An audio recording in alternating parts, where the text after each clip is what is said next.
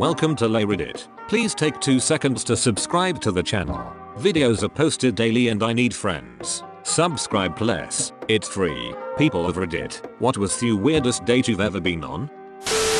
I went on a date with a girl to a bar and grill. The girl just got set free from a bad relationship. The bartender was her uncle, the server was her sister, and her fresh ex-boyfriend was there on a date with another guy. I do not miss that about small towns. Back in high school, me and the boys were getting food in the next town over, and one of my buddies thought it would be funny to order a fur burger with a side of thighs. I get to the window and the older lady didn't think that was funny at all, but that made us laugh even harder. Then very next night I go to pick up my date for the homecoming dance, and of course it's the fast food lady who answers the door. Did you and the fast food lady at least have fun at homecoming? Nice. I want to see a dramatic reenactment of this where the same actress plays the date, the uncle, and the sister. Another one. I went on a date with this girl from Tinder. She super liked me and messaged first, so I was really happy to have someone interested. I asked if she'd like to go for a walk sometime and she said she'd love to. So we get to walking and like 5 minutes in, she asks if I have roommates. I said yes. I live with 5 people and tell her about a few of them.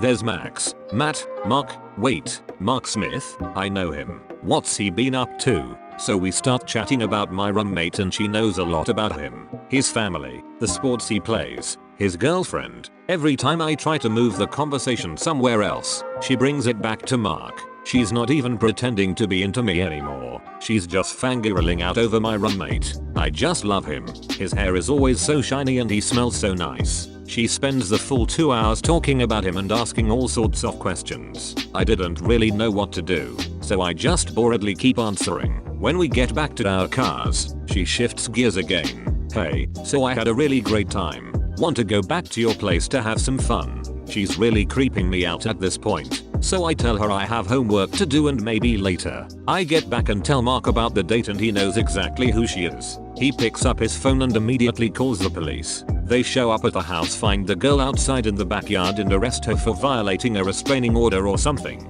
It turned out she was super unstable and had stalked my roommate since they went on one date almost a year prior. She recognized from photos she had of him and used me to find out where he lived. Is it bad that I'm impressed by her stalking skills? Like, imagine if she or stalkers took all that crazy talent and became private eyes, spies, or something not insane. I like private eyes instead of private investigator. It makes me think of like eyeballs you hire very personally. I just now realized that private eye was short for private investigator. I thought it was just a cool slang term. I have a very large tattoo on my arm. A guy on Tinder super liked me and then asked if I knew a girl who happens to be my best friend. I said yes and asked how he knew her. They had met on Tinder but she declined a second date. He recognized my tattoo from her Facebook page. Her PFP was of us, and decided to like me to try and get back with her. Didn't work. Dated a woman who didn't tell me she needed meds because she was psychotic. In the middle of dinner, at a restaurant, she got quiet and distracted. I asked if she was feeling okay. Apparently one of the voices told her I was a horrible person and she pulled a steak knife on me. A customer was able to talk to her and got her to put the knife down. The police were called and she was arrested. I didn't press charges, and about a week later, she sent me a letter with proof that she's been in counseling for a long time, takes medication, and included a heartfelt apology. Thank you for understanding that she needed help and for not pressing charges. That sounds like a very scary situation. I'm glad everybody is okay. I hope you have a good support system to help you get through it as well. But did you hit it? Told a girl I was into granola environmental shit. She replied me too. We hit it off quickly. Anyway, she kept talking up how incredible her job was and that she taught a bunch of kids about environmental issues and how amazing this job was. Basically begging me to come check it out. So we picked a day and I took the day off from work. It had been a while since we saw each other, so she decided it would be fun to send me real kinky texts about fun places we could sneak off to around her work as it was her fantasy. I was down, and I was getting in the mood myself. I drive to her work, only to find out she works at a trash burning power plant and recycling center, and on that day we'll be giving a tour to a bunch of preschoolers. Throughout the date, basically every chance she could, she would try to get me turned on when no one was looking. There were about 20 kids and teachers right there. Meanwhile we're walking through piles of rotting trash, or looking at machinery that could kill you in an instant if you stepped over a boundary line, or staring into a white hot furnace to see the burning trash. Therefore you walked around the dirtier you felt, which in a way was not surprising. I still had the worst blue balls in my life, which in itself was questionable. Anyway, the tour ended. She took me in her office and well, let's just say it took 3 showers and a wave to her priest to feel clean after that. And a wave to her priest, I love it. Ugh. I've had a few bad ones, but the worst happened a few years back. Met this girl online, started talking, arranged the date. It was around Halloween, so all of her pictures had her in costumes and wigs at what I'm assuming were Halloween parties. I was excited to get to see what she really looked like. Day of the date she happened to be picking up a new car and asked if she could pick me up. Weird, but no biggie. So she picks me up and says, mind if we grab coffee and drive around for an hour so I can get used to my car. Weird again, but whatever. So now we're driving around for a good 2 hours and the conversation is wearing thin. I knew she had work that day. We hadn't really talked about it yet, if you can believe it, and I said something like, so, how's work been lately for you? And she said, it's slow this time of year.